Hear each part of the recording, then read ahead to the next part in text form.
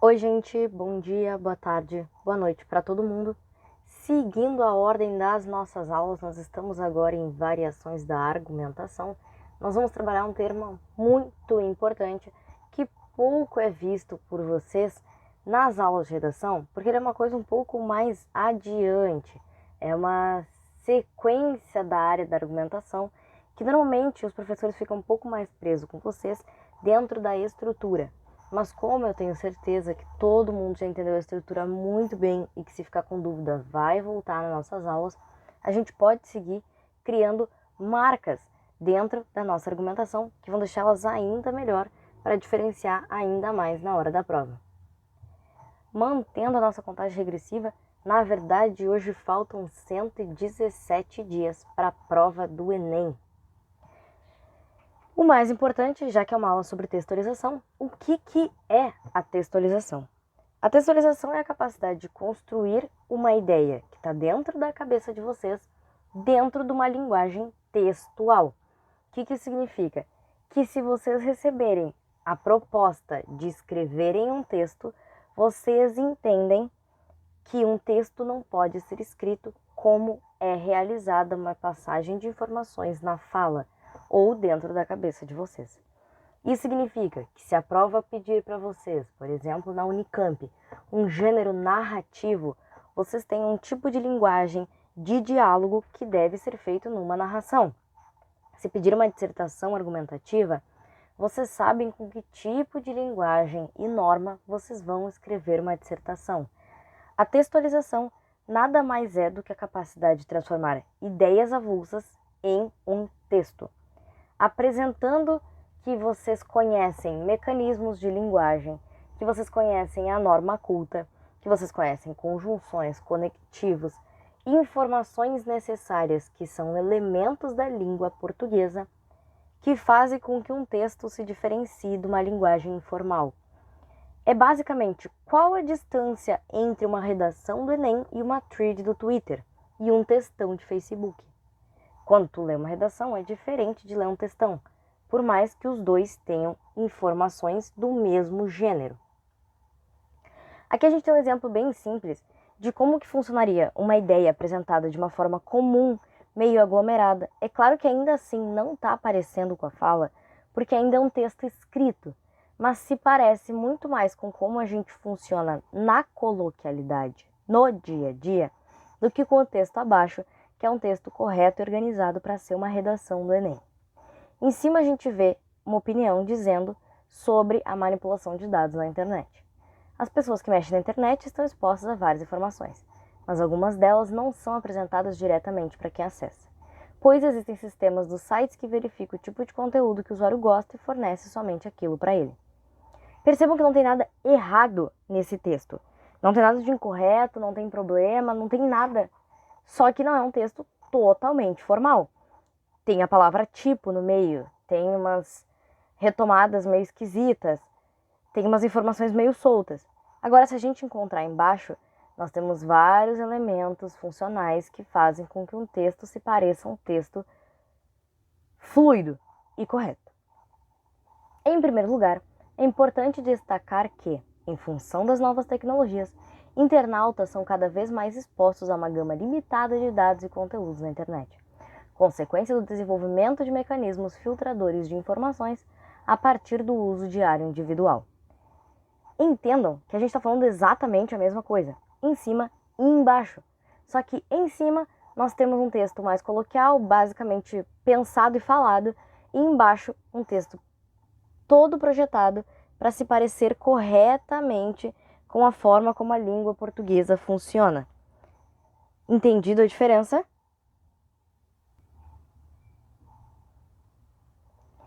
A textualidade depende de vários pequenos elementos para que ela seja funcional. Vocês precisam refletir vagarosamente sobre pontos diferentes da redação de vocês para que vocês façam com que um texto pareça um texto e não um aglomerado de informações, uma thread do Twitter ou um textão de Facebook. Não dá para parecer simplesmente uma fala jogada. E o primeiro ponto para que tudo isso funcione é a coesão. A coesão é normalmente descontada ou acrescentada na competência número 4 do Enem. Ela é basicamente o que comprova pra gente que o texto de vocês integralmente tem uma lógica. Significa que se eu ler a primeira linha e a última linha daquela redação, ela segue a mesma lógica. Que vocês mantiveram o texto como um todo uniforme. Logo, a gente analisa dentro desse texto repetição de palavra, uso de conjunções, conectivos, sinônimos, se vocês sabem fazer um parágrafo se ligar no outro, estrutura extra paragrafal, se tem as linhas bem distribuídas. Isso é a coesão. O texto, como um todo, ter um sentido único, que ele seja uniforme. Então, a coesão é o sentido do texto por inteiro. Que nos leva à coerência, que é o sentido das partes individuais do texto. Se na competência número 4 nós analisamos a produção do texto por um todo, na competência número 3 nós analisamos cada parte das informações. Tanto que a competência se chama selecionar, relacionar, organizar e interpretar informações. Então eu vou trabalhar todo o teu fluxo de pensamento para montar cada oração, cada frase, cada período, cada parágrafo. Então, a coerência é a capacidade de criar sentido em cada frase, em cada parágrafo. A introdução por si só, sozinha, separada do mundo, ela tem um sentido? Tem. O desenvolvimento 1, apresentando uma ideia, ele tem sentido? Tem. Aquela intervenção, se eu ler ela separadamente, eu consigo encontrar uma lógica? Ou as coisas só funcionam dependendo uma da outra e basicamente eu tenho frases que são totalmente fragmentadas. São frases que sozinhas elas não fazem sentido. Elas precisam de uma explicação. Por isso que quando vocês recebem nas correções de vocês, cuidado com o sentido desta frase. Reescreva essa oração. Reveja o sentido deste período. É nisso que está dando problema, na coerência. A coerência e a coesão são os pontos mais importantes da redação de vocês, porque elas significam compreensão e lógica intraparagrafal e extraparagrafal. Significa, as partes do texto têm sentido? Sim. Se eu juntar tudo isso, continua tendo sentido? Sim. Feito. Bateu pro gol, acertou o ângulo, corre pro abraço e comemora o campeonato. Se alguma coisa der errado no meio do caminho, vocês serão descontados, respectivamente, na competência 4 ou 3. Se eu perceber que alguma coisa no texto fugiu de órbita, é um pedaço só que fugiu da órbita, é competência 3. Se do nada tu te desviou do assunto, tava em Magé, foi parar em Macapá, coesão, matou o texto, competência 4. Uma coisa que é importante vocês refletirem, principalmente para quem vai fazer a prova da FUVEST, é uma coisa chamada intenção. A intencionalidade significa qual o sentido de existência do texto. Para quem vai fazer a Unicamp é importante também pensar nisso, porque a intencionalidade está diretamente ligada ao gênero. O que aquele gênero quer de vocês? O que aquela proposta pediu especificamente? A FUVEST tem o hábito de criar propostas filosóficas que exigem do autor do texto que ele faça uma reflexão particular sobre um tema. E a Unicamp apresenta gêneros diferentes. Significa que ela requer de vocês uma conversa com diferentes tipos de interlocutores. Então, a gente tem que entender que um abaixo-assinado não funciona da mesma forma que funciona uma dissertação argumentativa. Uma dissertação sobre a sociedade não é como uma dissertação sobre uma filosofia de existência. Então, a intenção é exatamente o que consta ao lado do tema. Lembrem que quando vocês pegam a prova, tem um quadrado normalmente, ou uma parte com várias ordens, que vai dizer, escreva um texto sobre liberdade. Neste texto deve conter no mínimo 20 linhas, no máximo 30 linhas. Esse texto deve ser... Essa é a intenção. O que o leitor vai querer de vocês, o que a prova exige que esteja lá. Então, a intenção é a obviedade. O que deve estar lá para que o texto de vocês tenha sentido. E respeite o que foi pedido. Normalmente isso está atrelado ao discurso. Com quem vocês estão falando e por que vocês estão falando. Vamos para uma coisa que nós já conversamos superficialmente na semana passada, que é a aceitabilidade. Que é exatamente o fato de que quem decide se o texto tem lógica, sentido e coerência é o leitor. Então entendam que vocês devem respeitar a expectativa do leitor. Se vocês estão escrevendo um gênero narrativo, o leitor espera diálogos, o leitor espera uma história com um clímax. Se vocês estão escrevendo uma dissertação argumentativa, o leitor espera uma opinião, ele espera um argumento. Se alguma coisa dessas que está lá naquela tabela de obrigações, se aquelas intenções não forem respeitadas, eu, como receptor do texto, leitor e corretor, estou tendo a minha expectativa quebrada diante da redação de vocês. E se eu estou tendo problemas de aceitar a redação de vocês, logo vocês estão perdendo pontos por como o texto está sendo desenvolvido. Esses dois tópicos de intenção e aceitabilidade normalmente falham durante o desenvolvimento, que é quando vocês às vezes acabam conversando com o corretor ou deixando de conversar com o corretor, quando vocês aglomeram informações e a gente não entende o que vocês querem dizer, quando vocês fogem do tópico e vão para outro tema tangenciando. Todo esse tipo de informação afeta a recepção do leitor diante das informações. Ele tinha algo na cabeça. Quando eu li a tua introdução, eu esperava que tu fosse falar sobre X, Y, Z. E daqui a pouco tu estava falando sobre K. Então entendam que se vocês montaram um projeto de texto e eu já compreendi este projeto, no momento em que tu foge dele, eu fico chateada. A situação. A situacionalidade é uma coisa que acontece muito em prova de vestibular, principalmente quem for prestar vestibulares como a URGS e como a Unicamp, que apresenta para vocês, lá naquele quadradinho em negrito, uma situação. Por exemplo, digamos que você está na sua escola, uma injustiça acontece e a sua turma decide construir um abaixo-assinado. Ponto. Ou digamos que você está concorrendo à presidência e você precisa fazer um discurso. Ponto. Levando em conta que você está na faculdade fazendo uma cadeira sobre texto e precisa escrever uma narração. Ponto. Isso é a situacionalidade. Normalmente ela não está presente no Enem. Ela está presente dentro de provas de vestibular. Mas, às vezes, o Enem vai colocar para vocês uma condicionalidade, que é uma situação, que é aquela condição de termo limitador, desafios, soluções, problema. Isso é uma situação. Eu quero o problema, eu quero o desafio, eu quero a solução. Isso é uma situação. Vocês têm algo específico para resolver, ou algo específico para se colocar dentro.